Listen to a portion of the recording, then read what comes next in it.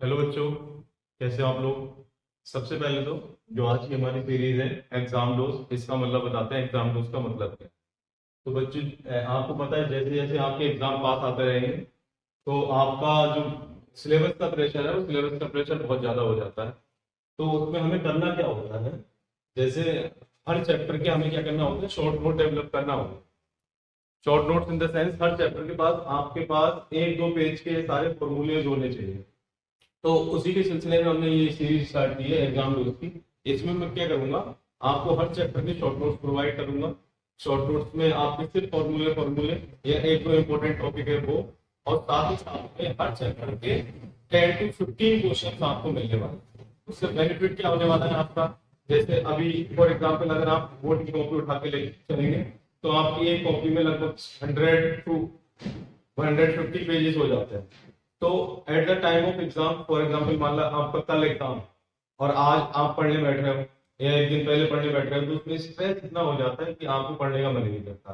अब आपने short note develop कर दिए उसके, शॉर्ट नोट जब भी आपने डेवलप करे होंगे उसके, तो हार्डली एक चैप्टर से, केमिस्ट्री की अगर मैं बात करूँ, एक चैप्टर से आपके शॉर्ट नोट्स बनेंगे 2 या 3 पेज के। तो आपके पास 10 चैप्टर भी हैं, तो हार्डली हार्डली देर आपके हो गए 20 या 30 पेज। 20-30 पेज के अगर आपके शॉर्ट नोट्स हैं तो आप उसे एक बार मॉर्निंग में भी रिवाइज कर सकते हो, इवनिंग में भी एक बार रिवाइज कर सकते हो। उससे क्या होगा, आपका कॉन्फिडेंस लेवल बूस्टअप हो जाता है। और ये कॉन्फिडेंस लेवल आपका बूस्टअप हो गया तो डेफिनेटली आप अच्छा स्कोर करने वाले हो। तो उसी सिलसिले में हम इसको आगे बढ़ाएंगे। तो आज का टॉपिक हमने उठाया केमिकल काइनेटिक्स। केमिकल काइनेटिक्स की अगर मैं बच्चों बात करूं तो शायद ही केमिस्ट्री का कोई भी एग्जाम ऐसा होगा जिसमें केमिकल काइनेटिक्स का जिक्र ना है। बेहद ही इंपॉर्टेंट टॉपिक है, बेहद ही इंटरेस्टिंग टॉपिक है।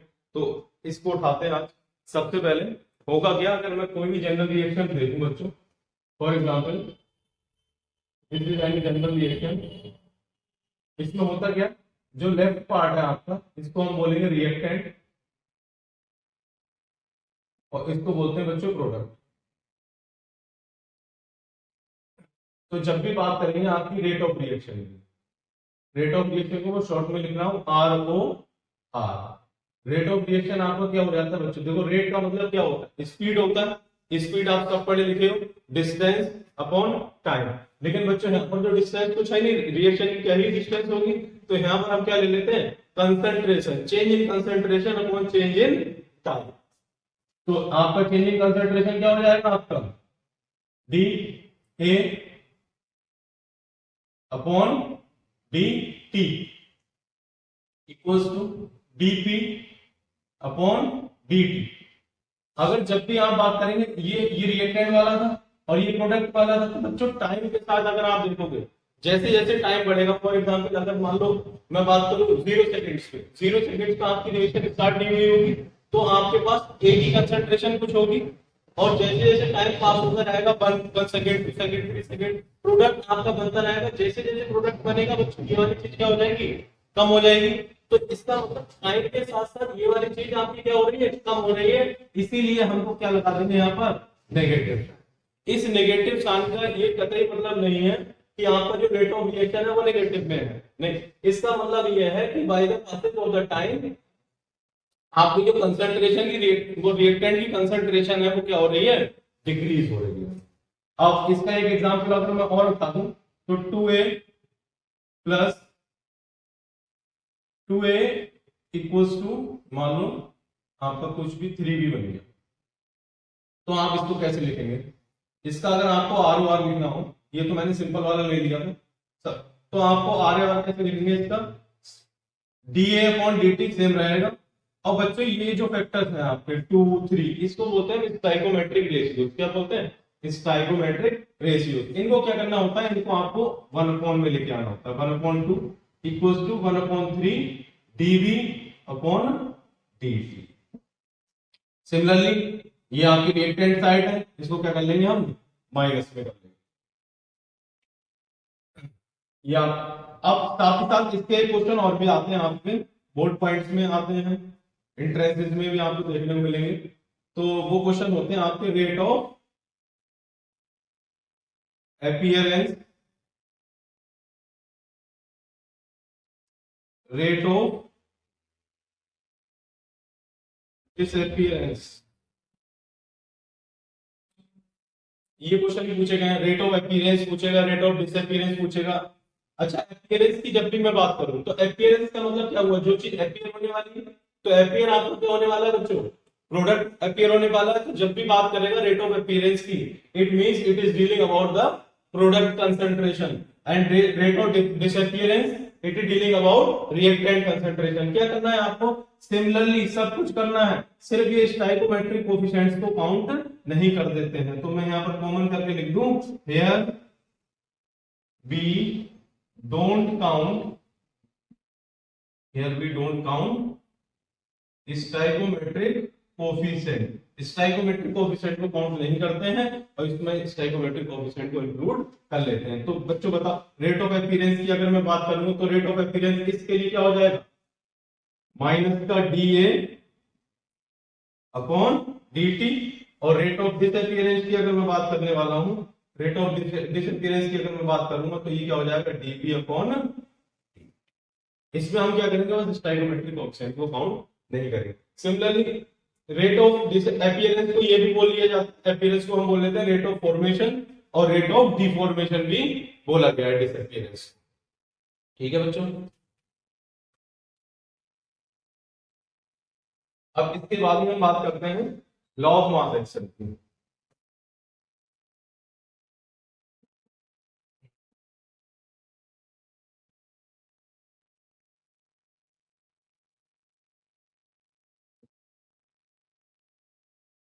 लॉ ऑफ मास एक्शन क्या कहता है, मान लो भाई ए कोई रिएक्शन पी प्रोडक्ट बना हुआ है, मान लो इसको 2a बोलते हैं, तो आपका ये क्या हो जाएगा, dx अपॉन dt जो होगा बच्चों, वो हो जाएगा के कंसंट्रेशन की पावर n। अब ये n क्या है यहाँ पर, n जो है order of the reaction, order of the reaction. सबसे ज्यादा कंफ्यूजिंग होता है ऑर्डर। आप ऑर्डर को कैसे डिटरमाइन करेंगे किसी भी रिएक्शन के लिए, तो सबसे पहले मेन एक बात सुन लो, ऑर्डर को हम ऐसे प्रैक्टिकली डिस्क्राइब नहीं कर सकते। कोई भी एक अगर नॉन रिएक्शन है हमारी, हम उसके बारे में कोई भी जानकारी नहीं रखते हैं, तो हम उसका ऑर्डर नहीं बता सकते आपको। लेकिन if in the question it is mentioned as ever reaction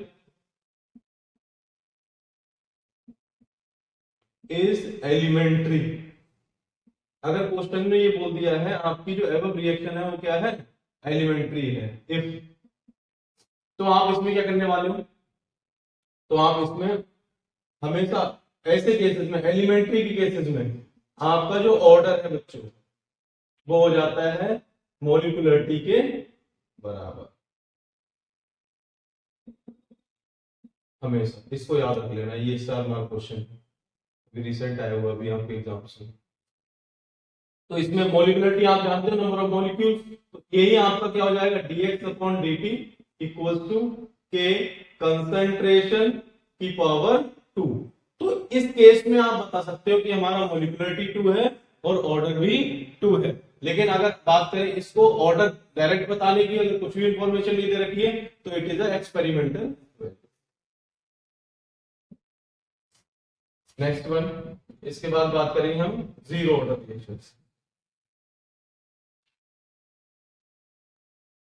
zero order reaction क्या होती है, कोई भी रिएक्शन है, मान लो ए से प्रोडक्ट बना पी, तो अगर इनिशियली अगर मैं देखूं टाइम जीरो पर, टाइम जीरो है, तो ये रिएक्शन कितनी हुई होगी, ए, मतलब कंसंट्रेशन इसकी ए होगी, तो ये तो बना ही नहीं होगा प्रोडक्ट, तो ये जीरो होगा। कुछ टाइम बाद, मान लो टी सेकेंड्स बाद, ये मान लो एक्स बन गया बच्चों, तो ये कितना कम हो गया होगा, ए माइनस एक्स। तो अगर इसमें मैं रेट लो लगाऊं तो वो क्या हो जाएगा आपका, dx upon dt equals to k a minus x की पावर n होता है, आप जानते हैं, और n की जगह मैं क्या लगा दूंगा, zero, for zero order reaction.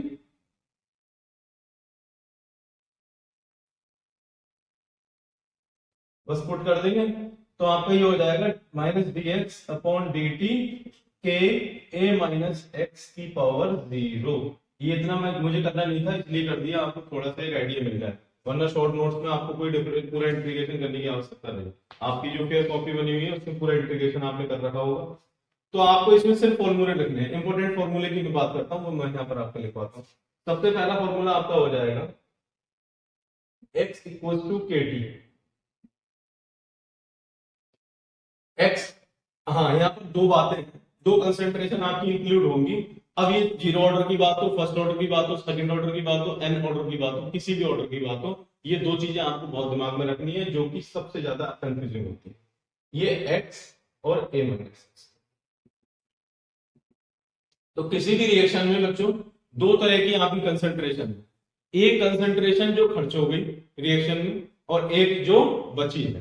For example अगर मैं बात कर रहा था, इस वाले केस की बात कर रहा था, इस वाले केस में मैं ए कंसेंट्रेशन इनिशियली लेके चला, कुछ समय बाद, टी समय बाद अगर मैं बात करूं तो आपकी एक्स कंसेंट्रेशन बन गई है, तो बची कितनी है ए माइनस एक्स। तो जब भी ए माइनस एक्स की बात करेंगे तो ये क्या है, लेफ्ट अमाउंट की बात होगी। आपका कौन सा अमाउंट जो लेफ्ट बचा है, बची हुई कंसेंट्रेशन, और इसको ऐसे लिख सकता हूं लेफ्ट कंसेंट्रेशन, जो आपकी कंसेंट्रेशन बची है। एक्स क्या है, आपकी जो सी कंसेंट्रेशन खर्च हो गई, इन्वेस्ट, जो इन्वेस्ट हो गई आपकी कंसेंट्रेशन, ऐसी कंसेंट्रेशन जो आपकी क्या हो गई, खर्च हो गई। तो आपको दो चीजें याद रखना है, खर्च हो गई कंसेंट्रेशन उसकी बात करेंगे एक्स से, और जो आपकी बच गई कंसेंट्रेशन उसकी बात करेंगे ए माइनस एक्स।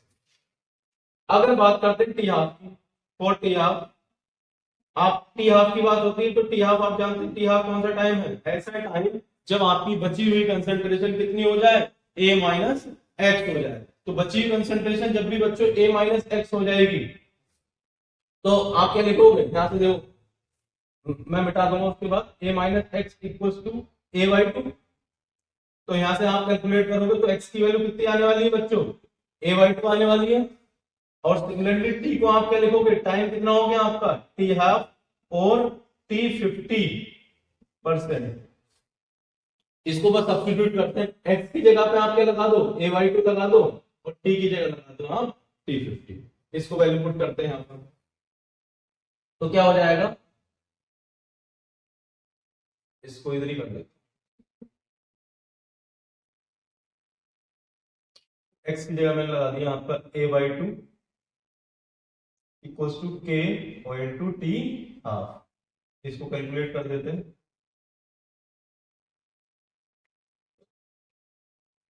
ए अपॉन टू के इक्वल्स टू टी हाफ। तो कुल मिला के ये रिलेशन आपका ये आने वाला है, इसको मैं ऊपर ले लेता हूँ। सेकेंड फॉर्मूला जो आपको याद करना है वो याद करना है ए अपॉन टू के इक्वल्स टू टी हाफ और टी 50%। सेकेंड फॉर्मूला आपका, इसको भी मैं रख कर देता हूं क्योंकि इस एरिया में हम लोग क्या बना रहे हैं, इसके जीरो ऑर्डर के फॉर्मूले बना।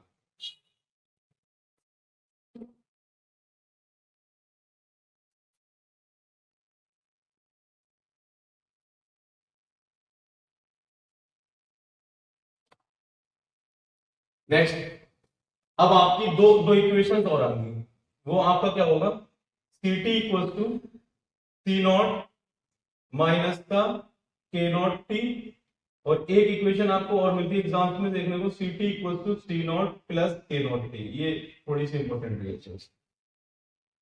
अगर बात करें रिएक्टेंट की टर्म्स में, इन टर्म्स ऑफ रिएक्टेंट, तो ये इक्वेशन भी जीरो ऑर्डर की होती है, और इन टर्म्स टू प्रोडक्ट ये इक्वेशन भी आपकी जीरो की होती है। इसमें ग्राफ कई बार पूछे गए, अगर इसका ग्राफ में प्लॉट करो एक इक्वेशन का, अगर अच्छा उसमें बोला नहीं है आपको कि आप रिएक्टेंट की टर्म्स में बनाओ या प्रोडक्ट की टर्म्स में बनाओ, तो आपको हमेशा किसकी टर्म्स में बनाना है, रिएक्टेंट की टर्म्स में ही ग्राफ को प्लॉट करना है।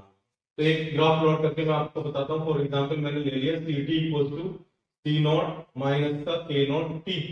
अब मैं आपको ग्राफ बनाता हूँ, किसके ग्राफ प्लॉट करना है आपको, सी टी और टी के बीच में। सी टी और टी का मतलब क्या है, यहाँ पर सी टी क्या है, concentration at time T, T time पे जो कंसेंट्रेशन आपकी थी, और ये क्या है, सी नॉट, सी नॉट है इनिशियल कंसेंट्रेशन, जो हम ए ले रहे थे, ये ए माइनस एक्स ले रहे थे, वही बात है। तो हम इसको इक्वेशन से प्लॉट कंपेयर करते हैं, y equals to mx plus c से, y equals to mx plus c से, इसे क्या कर दिया मैंने, कंपेयर कर दिया। तो y एक्सिस पे आपका क्या आ गया, ct आ गया, एक्स एक्सिस पे आपका क्या आ गया, टाइम आ गया। तो इसका मतलब एक्स के साथ वाला क्या है, एम है, स्लोप है। एक्स के साथ वाला यहाँ पर क्या है, माइनस का के, माइनस का के स्लोप, इसका मतलब नेगेटिव में है। सी क्या है, सी नॉट, प्लस में है। देखो ये वाली बात होती है इंटरसेप्ट, यहाँ पर इंटरसेप्ट काउंट करते हैं। मान लो यहाँ से लेके कहीं पर यहाँ तक सी नॉट होगा, यहाँ से लेके यहाँ पर कहीं पर सी नॉट की वैल्यू होगी। उसके बाद बच्चों स्लोप, स्लोप तो माइनस में होने वाला है, स्लोप को क्या कर दिया मैंने, माइनस में शो कर दिया। तो ये आपको किताबों में ग्राफ देखने को मिल जाएंगे। ये अगर आपसे पूछे स्लोप की वैल्यू कितनी है, स्लोप की वैल्यू माइनस का के नॉट। इसी के साथ में आपके ये जीरो ऑर्डर के इतने फॉर्मूले काफी हैं। अब इस अगर आपको कोई भी अगर अदर पूछे, T40 पूछे, T20 पूछे, T30 पूछे, तो आपको क्या करना है, सिंपल सा लॉजिक है, वही आपको फॉर्मूला उठा लेना है। मान लो फॉर एग्जाम्पल क्वेश्चन में पूछा, आपको बताना है क्या, T20%, T30%, ऐसे कोई क्वेश्चन आ चुका है मान लो एग्जाम्स में, कोई क्वेश्चन है, तो आप जानते क्या हो, और उसमें ये क्यों बोल रखा है जीरो ऑर्डर रिएक्शन। तो जीरो ऑर्डर रिएक्शन के लिए आप क्या करोगे, आपको एक फॉर्मूला याद है, इक्वल टू के। तो आपको पता है एक्स क्या है, खर्च की हुई कंसंट्रेशन, इन्वेस्ट, ऐसी कंसंट्रेशन जो हमने क्या कर दी, खर्च कर दी, इन्वेस्ट कर दी। तो T20 का अगर आप ध्यान से देखेंगे, T20% का मतलब क्या हुआ, आपकी रिएक्शन 20% चल चुकी है, इसका मतलब 20% आपकी कंसंट्रेशन क्या हो गई, खर्च हो गई। तो 20% को पहला पहला कैसे लेता हूँ, T20 की अगर मैं बात करूं बच्चों, तो T20 का मतलब क्या हुआ, x की वैल्यू आपकी कितनी होगी, x की वैल्यू बच्चों होगी 20/100 into initial concentration A। That means आपका कितना हो जाएगा, 25/100, it will go to A/5। 20% आपका कितना हो जाएगा, A/5, x की वैल्यू आ गई, बस इसको पुट कर देते हैं यहाँ पर। तो x की जगह मैंने रख दिया A/5 इक्वल्स टू के, ऐसे ही रहेगा। और t को मैं रख देता हूँ कितना बच्चों, T20%। सिमिलरली ये हो जाएगा T20% आपका आ जाएगा A/5 का A/5। ठीक, 30% में आप सिंपल वही करना, आप क्या करोगे, x की जगह लगाना 30/100 ए, इसको बाद इसको क्या करना है, आप कैलकुलेट कर लें। ऐसे ही क्वेश्चन हमारा आएगा आपका जीरो ऑर्डर की, अगर मैं बात करूं बच्चों, कभी कभी आपने देखा होगा परसेंटेज ना पूछ के आपसे पूछेगा हाफ लाइफ, क्वार्टर लाइफ, इसको कैसे डील करना होगा। हाफ लाइफ तो मैंने बता दिया था, क्वार्टर लाइफ की बात करूं तो क्वार्टर लाइफ को टी क्यू से भी आप क्या करते हैं, डेनोट कर देते हैं। तो क्वार्टर लाइफ क्या होगा, देखो जब भी बात करेंगे T20, तो T20 का मतलब तो ये है 20% रिएक्शन हो चुकी है। लेकिन क्वार्टर लाइफ का मतलब ये नहीं, क्वार्टर लाइफ का मतलब है आपकी जो बची हुई कंसंट्रेशन है वो कितनी है, क्वार्टर है। तो बची हुई कंसंट्रेशन का मतलब आप जानते हो बच्चों, A माइनस एक्स की वैल्यू कितनी होने वाली है, टी क्वार्टर होने वाली है। टी क्वार्टर के लिए आप कितना लिखोगे, 25%। 25% का मतलब 25/100 इंटू ए। तो आप इसको इक्वेट करें तो ये आ जाएगा 1/4 ए माइनस एक्स की वैल्यू है। तो एक्स की वैल्यू कितनी हो जाएगी बच्चों, एक्स की वैल्यू हो जाएगी a minus 1/4 A equal to 3a/4। ये होगी एक्स की वैल्यू, इसमें इक्वेशन में लगा देना। एक्स आप जानते थे for zero order, zero order के लिए, जीरो ऑर्डर के लिए एक्स की वैल्यू कितनी होती थी, एक्स एक्स इक्वल टू के टी। एक्स की वैल्यू हमारे पास आ चुकी है 3a/4, के ऐसे रख दिया, टी आपका कितना है, टी क्वार्टर है। तो बच्चों यहाँ से टी क्वार्टर की वैल्यू भी आपको मिलने वाली है कितनी, 3a/4 का 3a/4। तो आपको क्या लिखना है, चौथा फॉर्मूला यहाँ पर ये भी लिख सकते हो, टी क्वार्टर जो आपका था, टी क्वार्टर था 3a/4 के। ठीक बच्चों, ये फॉर्मूले नोट कर, सिंपल आपको सिर्फ इतना नोट कर लेना है इसको, ये चीज आपको नोट करनी है बस। ये चीज नोट करने की कोई आवश्यकता नहीं, law of mass action note कर लीजिए।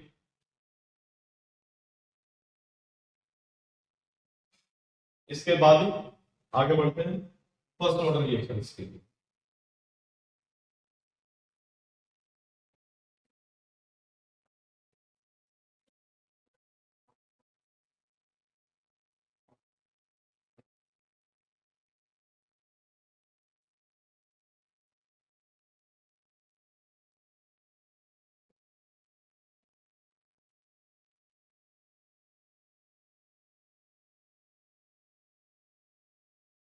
अब नेक्स्ट टॉपिक जो आपका आएगा फर्स्ट ऑर्डर रिएक्शन।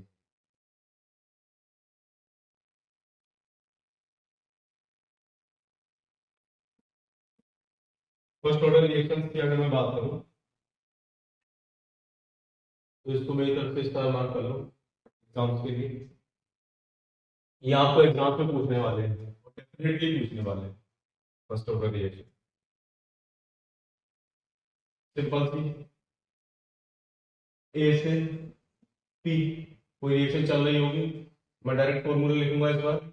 तो आपका फॉर्मूला इसका होता है, अगर रेट लॉ इक्वेशन की बात करें तो dx अपॉन dt क्या हो जाएगा इसके लिए, a माइनस एक्स की power, first order reaction n होता है तो क्या हो जाएगा 1 हो जाएगा। इसको इक्वेट करेंगे तो आपका हो जाएगा t इक्वल्स टू आता है आपका 2.303 अपॉन का k log a upon a minus x. इस फॉर्मूले को स्टार मार्क कर लो, याद कर लो, 5 5 6 6 10 बार लिख के देख लिया करो। अब आपको क्या करना है, फिर से वही चीज हम इसमें निकालेंगे क्या, T half life, quarter life, T20, T30, T40, T90, T99.9, कुछ भी क्वेश्चन आ सकता है इससे। अगर मैं बात करूं इसकी टी हाफ की और हाफ लाइफ, तो हाफ लाइफ का वही फॉर्मूला होगा। हाफ लाइफ में भी आप क्या करोगे, यहाँ पर हाफ लाइफ का मतलब क्या हो, बची हुई कंसंट्रेशन आपकी आधी है, तो बची हुई कंसंट्रेशन आपकी कितनी थी, a माइनस एक्स, बच्चों कितनी होगी, a बाई 2 होगी।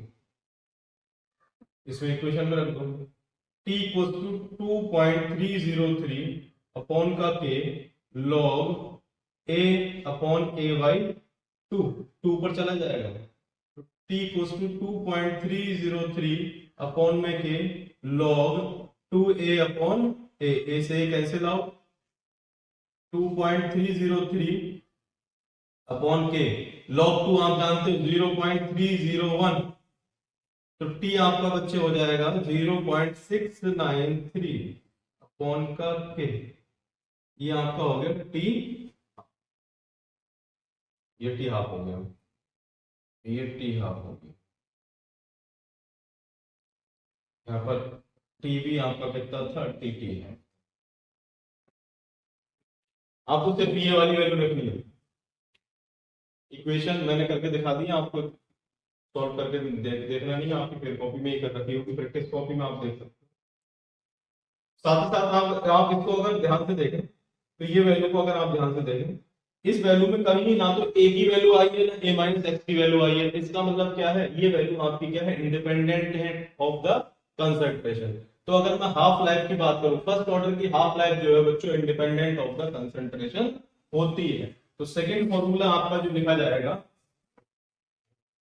सेकंड फॉर्मूला मैं यहां पर लिख दूंगा T half equals to 0.693 upon में, इसमें आप ब्रैकेट में लिख देना इंडिपेंडेंट ऑफ कंसंट्रेशन, ठीक है। नेक्स्ट अगर मैं बात करूं 100%, 100% 100% का मतलब क्या हुआ, 100% का मतलब रिएक्शन आपकी पूरी हो चुकी है। पूरे रिएक्शन होकर मतलब क्या हुआ, a माइनस एक्स क्या, बची हुई कंसंट्रेशन कितनी है, 0। अगर 100 की बात करूं तो बची हुई कंसंट्रेशन 0 होगी, तो वैल्यू पुटिंग करता हूं मैं इसमें 2.303 अपॉन के log a अपॉन 0। आपको पता है किसी भी फाइनाइट नंबर से अगर 0 की डिवाइड करोगे तो आपको ये क्या देने वाला है, इनफाइनाइट देने वाला है। इसका मतलब t 100% की वैल्यू क्या आएगी, इनफाइनाइट आएगी। दैट मींस बच्चों आपकी जो फर्स्ट ऑर्डर रिएक्शन है वो कभी कंप्लीट नहीं होती। फर्स्ट ऑर्डर रिएक्शन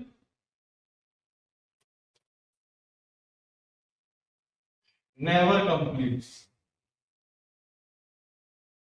इसको आपको याद रखना। तो आपकी जितनी भी बच्चों रेडियो एक्टिविटी वाली रिएक्शंस होती है, कोई भी रेडियो एक्टिव आपका रिएक्शंस दे दी तो उसमें आप याद रखना, उसमें आपको मेंशन नहीं करेगा फॉर्मूला, तो आप फॉर्मूला क्या रखने वाले हो, ये फर्स्ट ऑर्डर का फॉर्मूला रखने वाले हो। सिमिलरली आप टी हाफ के बाद टी क्वार्टर निकाल लीजिएगा, वही फॉर्मूला है। टी क्वार्टर के लिए a माइनस एक्स की जगह करके रखोगे, a बाई 4 रखोगे, T10 T20 सेम वैसे ही आपको निकाल लेंगे। इसके बाद में जनरल फॉर्मूले की अगर मैं बात करूं बच्चों, जो कि बोर्ड पॉइंट ऑफ व्यू से तो इतना इंपॉर्टेंट नहीं है, लेकिन फिर भी आप इसको रख सकते हो एन ऑर्डर के लिए। एन ऑर्डर, अगर आपका ऑर्डर क्या है एन, एन में क्या हो जाएगा, आपके सभी ऑर्डर कवर होने वाले। इसको क्या करना है आपको, फर्स्ट ऑर्डर के अलावा, फर्स्ट ऑर्डर को ये कवर करने वाला नहीं है। तो आपका क्या होता है, नेट ऑर्डर का फॉर्मूला क्या होता है, के T equals to 1/n-1 1/a-x की पावर माइनस ए की पावर हो जाएगा ये n-1, और ये भी होता है n-1।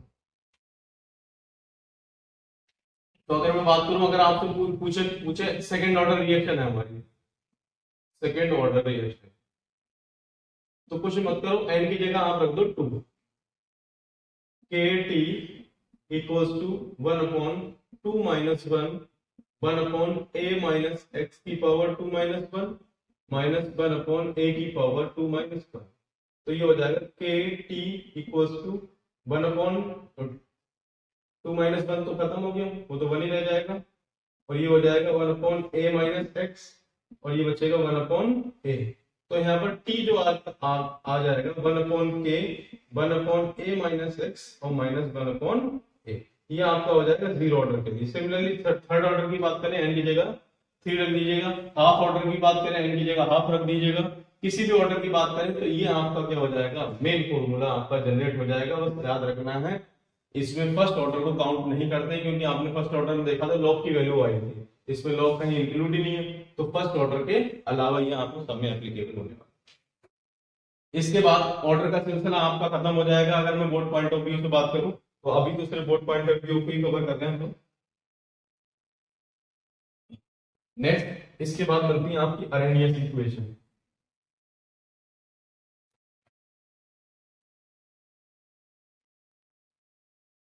अरेनियस इक्वेशन से पहले मैं कवर करूंगा यूनिट, ये भी बहुत इंपॉर्टेंट टॉपिक हो जाएगा। Unit of rate constant. Rate constant को आप कैसे मेंशन कर रहे थे, एक सिंपल सा है, के की यूनिट आप कैसे बताओगे, मोल पर लीटर की पावर 1 - n सेकेंड इनवर्स। एक फॉर्मूला ये याद कर लेना बस। n क्या है, ऑर्डर है, n इज ऑर्डर। तो बेटा अगर मैं बात करूं for zero order, zero order के लिए रेट कांस्टेंट की यूनिट क्या होगी, पुट कर लो, मोल पर लीटर की पावर 1 - 0 और सेकेंड इनवर्स। इसका मतलब k equals to mole litre inverse, mole upon litre और सेकेंड इनवर्स। इसको ऐसे भी लिख सकते हैं, mole litre inverse second inverse. तो ये इंपॉर्टेंट क्यों है, सबसे पहले इसकी बात करते हैं। कभी कभी आपको ना बच्चों न्यूमेरिकल्स में मेंशन नहीं करा होगा first order reaction second order reaction है, तो वहां पर आप के की वैल्यू चेक कर लेंगे। के की वैल्यू अगर मुझे ये दे रखी है, तो इसका मतलब मैं जीरो ऑर्डर का फॉर्मूला लगाऊंगा। अगर मान लो आपको दे रखी है के की वैल्यू सेकंड इनवर्स, तो सेकंड इनवर्स तो आती थी फर्स्ट ऑर्डर के लिए, मैं चेक करके भी दिखा देता हूं आपको। For first order, first order की अगर बात करें तो n की जगह आप कितना रखने वाले हैं, 1 रखने वाला हूं, मोल पर लीटर 1 - 1 और सेकंड इनवर्स। तो 1 - 1 जीरो, किसी भी चीज की जीरो अगर पावर जीरो हो जाए तो वो वैल्यू क्या हो जाती है, 1 के इक्वल आ जाती है, के इक्वल टू सेकंड इनवर्स। तो अगर आपको के की वैल्यू सेकंड इनवर्स दे रखी है, तो आप समझ जाएंगे ये फर्स्ट ऑर्डर का फॉर्मूला यहाँ पर लगाना है। अगर बोर्ड पॉइंट ऑफ व्यू से बात करें तो जीरो ऑर्डर और फर्स्ट ऑर्डर ही आपके सिलेबस में, सेकंड ऑर्डर आपके सिलेबस में नहीं है। इसमें एक आप प्रैक्टिस के दौरान आप ये क्वेश्चन 2-3 ट्राई कर सकते हैं। आप के की वैल्यू बताएं, एन हाफ पे, ऑर्डर हाफ हो, ऑर्डर 3/2 हो, या ऑर्डर 5/2। इन पे आपको क्या बताना है, के की वैल्यू बताना।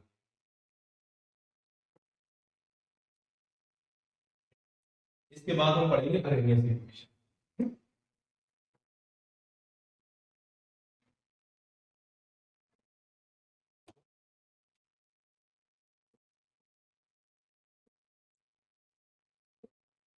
सिंपल अरेनियस इक्वेशन क्या था, एक रिलेशन था किसमें, के में, रेट कांस्टेंट में एंड एक्टिवेशन एनर्जी में।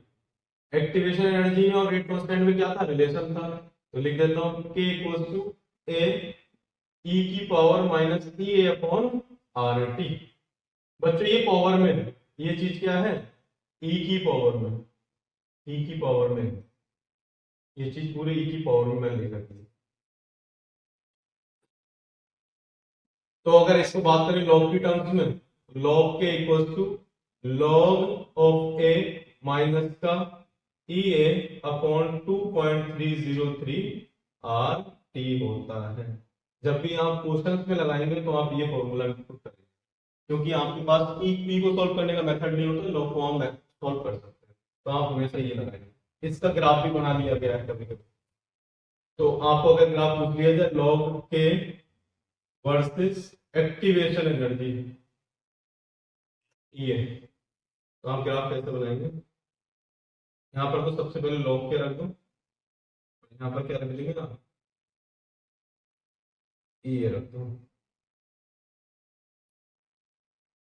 कर दो y equals to M X plus का y क्या हो गया log k equals to m। अगर आपको देखो इसको मैं ऐसे लिखूं माइनस का E A upon 2.303 R T, और ये हो जाएगा प्लस का log ए। तो इसका मतलब c की वैल्यू तो ये है, और आपके बच्चों x एक्सिस पे देखो मैंने क्या रखा, x एक्सिस पे मैंने रख दिया ई ए को, तो इसका मतलब m आपका कितना हो जाएगा, ये वैल्यू हो जाएगी आपकी m की। तो बस स्लोप नेगेटिव में है, नेगेटिव में लग देते हैं। तो आपसे पूछे m की वैल्यू कितनी है, तो m की वैल्यू यहाँ पर मैं दे रहा हूँ माइनस का 2.303 आर टी। ठीक है, एक स्लोप ऑप्शन और पूछ सकता है इसी इक्वेशन में। नेक्स्ट ग्राफ में आपको प्लॉट करवाता हूँ, लॉग के वर्सेस 1/t का, ये इंपॉर्टेंट ग्राफ। इसमें आप क्या करेंगे, लॉग के आपको इक्वेशन पता है, लॉग ए माइनस का E A upon 2.303 R T compare कर लोगे। आपसे यहाँ पर वाई एक्सिस आपकी आ गई है और एक्स एक्सिस आपकी कितनी हो जाएगी 1/t, y equals to M X plus का सी। ग्राफ बनाते हैं, तो ये आ गई आपकी लॉग के, और आपकी एक्स एक्सिस पे 1/t क्वेश्चन में मेंशन है। तो बच्चों ये 1/t तो यहाँ पर कवर होगी एक्स में, तो ये साथ वाला क्या है m है, तो इसका मतलब ये नेगेटिव में है, तो ऐसे कर ग्राफ बना देंगे आप, और m की वैल्यू हो जाएगी माइनस का ई ए अपॉन 2.303 आर। ये इंपॉर्टेंट। तो कभी कभी ऐसा होगा क्वेश्चंस में आप बोलेगा there is a graph plotted between log k and 1/t, और यहां पर आपसे पूछ लेगा find the slope of the graph, इस ग्राफ का स्लोप बताना है। तो बस आपको ये रख देना है, एक्टिवेशन एनर्जी आपको प्रोवाइडेड हो सकती है, क्रॉस मल्टीप्लाई कर दीजिएगा तो आपका आंसर आ जाएगा, स्लोप का आंसर आ जाएगा। या कभी कभी ऐसा होगा स्लोप आपको गिवन होगा, एक्टिवेशन एनर्जी बता देगा, तो आप क्या करेंगे, तो आप इसको क्रॉस कर देंगे, ये चीज आपको गिवन है और ये आपको निकालनी है, इसकी क्रॉस मल्टीप्लाई कर देंगे। और आपसे अगर ई स्लोप गिवन हो, ये निकाला हो, तो आप सिंपल सी बात है तब भी आप निकाल देते हैं। इसके बाद ये एक्टिवेशन एनर्जी का कॉन्सेप्ट हो गया आपका। हाँ, एक एक इक्वेशन और है इसमें, देखो एक इक्वेशन आपको ये ही लिखनी है, एक इक्वेशन ये लिखनी है, एक इक्वेशन और बोल रहा हूं, व्हेन टू टेम्परेचर, जहां आपको दो टेम्परेचर गिवन हो। टू टेम्परेचर का मतलब क्या है, यहाँ पर आपको बोल रखा हो फॉर एग्जांपल 100 डिग्री सेल्सियस पे 100 केल्विन टेम्परेचर पे आपका रेट कांस्टेंट इतना है और 120 पे कितना होगा। अगर आपसे ऐसे पूछने वाला है तो आपको सिंपल से याद रखना है, देखो log k2 upon k1 equals to 2 point equals to E A upon 2.303 R. देखो याद करने का तरीका, यहाँ पर K2 से स्टार्ट किया है तो आप अब यहाँ पर T1 से स्टार्ट, T1 माइनस का K2, हो गया फॉर्मूला। अगर कोई यहाँ पर K1 लेता है तो वो यहाँ पर T2 ले ले, ठीक है, तो भी सही बनेगा उसका फॉर्मूला। बुक्स में आपका क्या रखा है, बाहर माइनस ले लिया है और यहाँ पर T2 ले लिया है, यहाँ पर T1 ले लिया है, तो उसको अवॉइड करने के लिए, माइनस को अवॉइड करने के लिए मैंने ये T1 बना दिया, ये T2 बना लिया। ये फॉर्मूला भी आपका बिल्कुल सही है। फिर से देखो कैसे याद करोगे, log K2 upon K1 equals to EA upon 2.303R, ये तो सब में ही आ रहा था आपको। साथ में यहाँ पर अगर K2 लिया तो T1 ले लो और इसको क्या ले लो आप, T2 ले लो। ये भी आपका बेहद इंपॉर्टेंट फॉर्मूला है। तो कुल मिला के अरेनियस इक्वेशन में आपको सिर्फ 3 फॉर्मूले याद रखने हैं। एक K equals to A e की power minus E upon RT, second one is log K equals to log A minus E upon 2.303 RT, and third one is when two temperatures are given. तो आप क्या बता सकते हो, log K2 upon K1 equals to EA upon 2.303 R और bracket 1 upon T1 minus T2। अब last topic है इसका कोलिजन थ्योरी।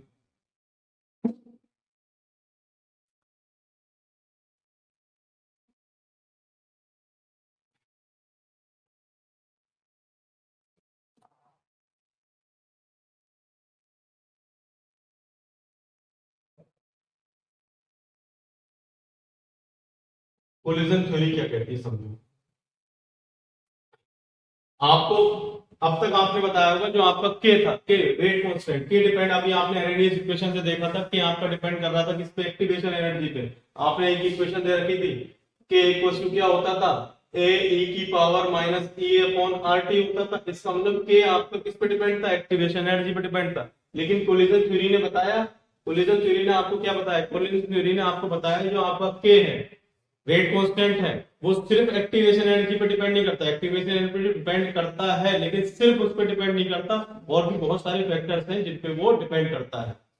वो किस किस पे डिपेंड करता है इन्हें बताया।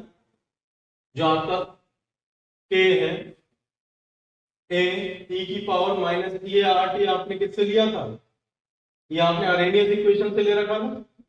अब अगर आप ये जो ए था, ए आपका क्या था, प्री एक्सपोनेंशियल कांस्टेंट, ऐसा कांस्टेंट जो एक्सपोनेंशियल से पहले लगाओ। अच्छा बच्चों, इसके नाम में कांस्टेंट है लेकिन ये कांस्टेंट नहीं होता है, अभी देखते हैं। तो इसको अगर आप ओपन करके लिखेंगे बच्चों तो ये आ जाएगा आपका, ये जो ए की वैल्यू आती है, ए की वैल्यू आती है आपकी पाई सिग्मा स्क्वायर एवरेज और इनटू एन ए, और ये इसकी वैल्यू होती है ए की। ये फैक्टर्स है क्या, सबसे पहले इसकी बात करते हैं। पाई आपका वही 3.14। सिग्मा क्या होता है, सिग्मा देखो बच्चों क्या होता है, मान लो एक ये है, एक ये मॉलिक्यूल है, दोनों आपस में क्या हो गए, कोलाइड हो गए। तो ये डिस्टेंस मान लो ये सिग्मा ए है और यहां तक की डिस्टेंस कितनी है, सिग्मा बी है। तो जो आपका सिग्मा होगा, सिग्मा ए प्लस सिग्मा बी अपॉन का 2, ये आप सिग्मा की वैल्यू रख देंगे, इसमें इस्तेमाल लगा देंगे। ये आपने पढ़ रखा होगा 11th क्लास में, 8RT अपॉन का पाई म्यू। देखो ये म्यू है और ये म्यू बार है, म्यू बार आपका हो गया एवरेज वेलोसिटी, और ये म्यू है, ये है आपका रिड्यूस्ड मास। क्या है, रिड्यूस्ड मास। आपको इतना डेप्थ में पढ़ना नहीं है लेकिन मैं रिलेशन दिखाना चाह रहा था आपको। इसका मतलब जो एवरेज वेलोसिटी है ना बच्चे, एवरेज वेलोसिटी भी आपका रूट टी पे डिपेंडेंट है। एवरेज वेलोसिटी में आपको किस पे डिपेंडेंट है, रूट टी पे डिपेंडेंट है। इसका मतलब ये ए जो फैक्टर है ये भी टेम्परेचर डिपेंडेंट फैक्टर है। क्या है, टेम्परेचर डिपेंडेंट फैक्टर है। तभी आपसे एमसीक्यू में पूछ सकता है कि ए इसमें किस पे डिपेंड करेगा, उसमें एक इक्वेशन रखी does not depend on temperature, तो आप तो वही मानने वाले हैं, does not depend on temperature, क्योंकि आपको पता है ये तो कांस्टेंट होता है। लेकिन ये ऐसा कांस्टेंट है जो आपका टेम्परेचर डिपेंडेंट कांस्टेंट है, और वो भी किसकी पावर में, टी की पावर हाफ में। जैसे फॉर एग्जांपल अगर आपसे कोई क्वेश्चन पूछने वाला है, करेक्ट स्टेटमेंट फॉर ए, पहला ए is independent of temperature, B A directly proportional to temperature, C A inversely proportional to temperature, और A directly proportional to T की पावर हाफ। तो आप तो ये मानने वाले हो ए इज इंडिपेंडेंट ऑफ टेम्परेचर, लेकिन दरअसल आपका आंसर क्या होगा, ए डायरेक्टली प्रोपोर्शनल टू टी की पावर हाफ। अच्छा, तो इस चीज को हम क्या करें, सब्स्टिट्यूट करते हैं इस फॉर्मूले में, तो आपका जो बन जाएगा के, क्या बन जाएगा, के बन जाएगा बच्चे pi sigma square average velocity into N, और ये हो जाएगा ई की power minus A upon R T. ठीक है, साथ ही साथ अब आपका जो रेट कांस्टेंट है वो इन सब पैरामीटर्स पे डिपेंडेंट हो गया कोलिजन थ्योरी के अकॉर्डिंग। कोलिजन थ्योरी ने बताया था इनके साथ साथ में आपका एक फैक्टर हो रहा है पी, उस पे भी क्या करता है, डिपेंडेंट करता है। अब ये पी फैक्टर क्या है इसकी बात कर लेते हैं। पी आपका, पी को बोलते हैं स्टेरिक फैक्टर, स्टेरिक फैक्टर। इस फॉर्मूले को हम नोट कर लेते हैं। तो इसका मतलब ए जो है, ए इस पूरे पे क्या है आपका, डिपेंडेंट है। तो स्टेरिक फैक्टर का मतलब क्या हुआ, स्टेरिक फैक्टर का मतलब हो गया बच्चों टक्कर उसकी कैसे हुई। फॉर एग्जांपल मान लो दो मॉलिक्यूल्स हैं, दो मॉलिक्यूल में अगर टक्कर आपकी इफेक्टिव हुई है या इफेक्टिव टक्कर नहीं हुई है, तो वो इसके लिए हमने क्या लगा दिया, पी को इंक्लूड कर दिया। पी की वैल्यू जनरली आपको देखने को मिल जाएगी लेस देन 1 और या इक्वल्स टू 1।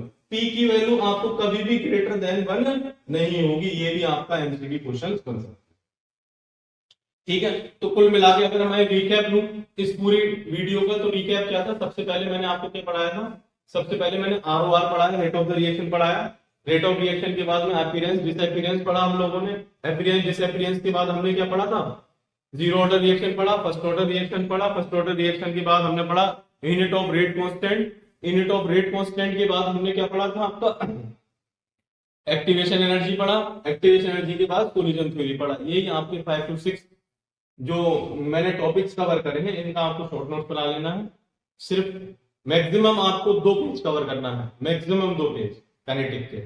उसके बाद में आपको क्या लगा लेना है, इसके जितने भी पीवाईक्यू हैं आपको वो सॉल्व आउट कर लेना है। ठीक है, हैप्पी लर्निंग।